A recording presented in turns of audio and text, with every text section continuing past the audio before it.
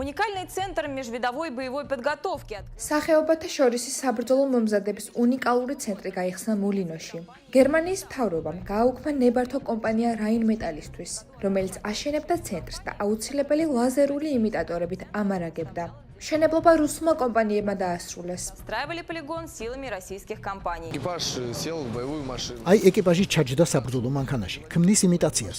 ძღოლ მექანიკოსი ქოქავს მანქანას. შემდეგ ისმის ბრძანება. ქვემეხი, სამიზნეები. Прицелы. Влево, влево, влево. მარცხნივ, მარჯვნივ არა. Стоп, ქვემოთ. Стоп. Вниз. К примеру, данный участок заграждения маневрирования. Механик. აი მაგალითად, წინაღობაა და ჩანს, რომ მექანიკოსმა ის ვერ გადალახა. Вот он не может справиться. Механик. მექანიკოსო, უკან გადაცემა და უკან მიდიხარ. Назад.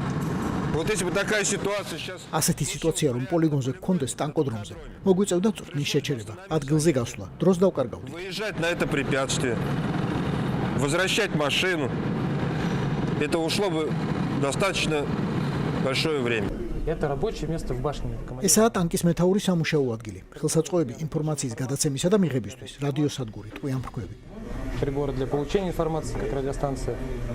Пулемет. В декабре российское правительство официально... რუსეთის მთავრობამ ოფიციალურად განსაზღვრა პრეტენზია გერმანულ Rheinmetall-თან 100 მილიონი ევრო. на 100 миллионов евро.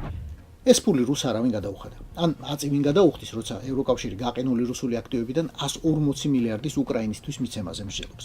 უკრაინაში დიდი ომის დაწყების შემდეგ კი Rheinmetall-ს გაახსენდა, რომ საწყობში ჰქონდა რუსებისთვის დამზადებული და არ გაგზავნილი მაღალტექნოლოგიური აღჭურვილობა. მათ შორის დაახლოებით 300 ლაზერული კომპლექტი, რომლის მორგებაც შესაძლებელი იყო კალაშნიკოვის ავტომატებსა და ტყვიამფრქვევებზე.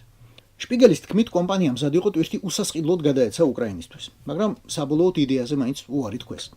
შემოწმება მაჩვენა, რომ ამას არც ტექნიკური და არც სამხედრო გამართლება არ ექნებოდა. პროდუქციის ნაწილი ჟანგიანი და დაობებული იყო. Rheinmetall-ის შემთხვევა ალბათ საუკეთესო მაგალითია, როგორ შეიცვალა და შემოbrunდა ევროპა უკრაინაში დიდი ომის დაწყების შემდეგ. დღეს ამ კონცერნის ალბათ უდიდესი მომხმარებელი უკრაინის არმიაა და მეტი ეფექტურობისთვის მან უკვე უშუალოდ უკრაინაში ააშენა ჯავშანტექნიკის სარემონტო ქარხანა და საარტილერიო ჭურვების მწარმოებელი საწარმო. უახლოეს თვეებში კიდევ ორს დაამატებს. ამიტომ იყო რომ რუსეთის სამხედრო დაზვერვამ დაგეგმა კონცერნის ხელმძღვანელის არმინ პაპერგერის მკვლელობა, რომელიც შეერთებული შტატების ცენტრალურმა სადაზვერვო სამმართველომ გამოააშკარავა და აღკვეთა.